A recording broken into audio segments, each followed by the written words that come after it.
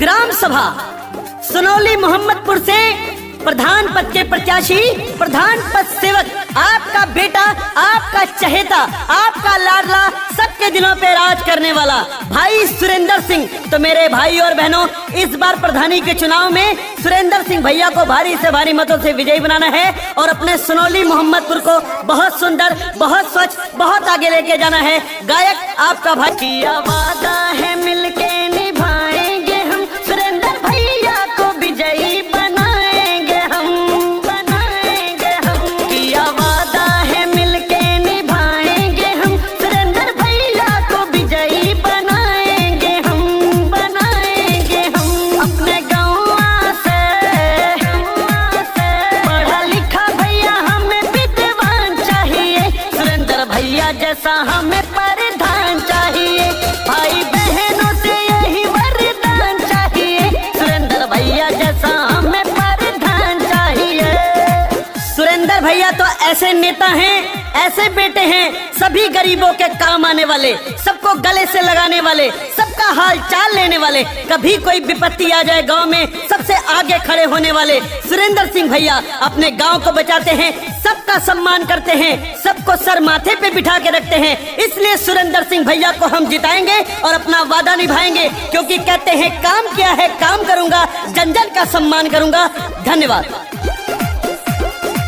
अब न किसी के बहकावे में आना, खाओ कसम नहीं धोखा है खाना, खाओ कसम नहीं धोखा है खाना। सुरेंद्र भैया जी काम करेंगे, घर के बेटे हैं नाम करेंगे, नाम करेंगे। पूरे गाँव से हर काम करे वही इंसान चाहिए, सुरेंद्र भैया जैसा हमें प्रधान चाहिए। भाई बहनों से यही वरदान चाहिए, सुरेंद्र भैया जैसा हमें प्रधान चाहिए। भाई और बहनों, जब जब नदी का बंधा टूटा, गांव में बाढ़ आई और सबसे पहले सबकी मदद करने के लिए खड़े रहे सुरेंद्र सिंह भैया। तन मन धन से लेकर गल्ला, पानी, कपड़ा सब आपको पहुंचाने का काम, दिलाने का काम किया। और सुरेंद्र सिंह भैया जब प्रधान बनेंगे, नरेगा का पूरा पैसा गरीबों को पूरा गल्ला दिलाने का काम करेंगे। इसलिए सुरेंद्र सिंह भैया को जिताएंगे, अपने गाँव सुनौली मोहम्मदपुर को बहुत सुंदर बनाएंगे, गरीबों को आवाज दिलाएंगे। धन्यवाद। खोल के दिल सब वोट करेंगे, सुरेंद्र भैया को सपोर्ट करेंगे, सुरेंद्र भैया को सपोर्ट करेंगे। सुरेंद्र सिंह जी हैं सबका सहारा, इनके बिना ना हमारा गुजारा। पूरे गाँव में सबकी रक्षा करे ऐसा बलवान चाहिए, सुरेंद्र भैया जैसा हमें प्रधान चाहिए।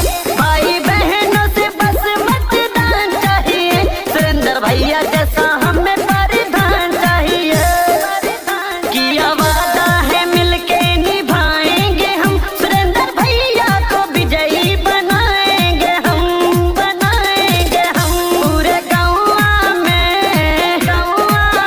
पढ़ा लिखा भैया हमें विद्वान चाहिए, सुरेंद्र भैया जैसा हमें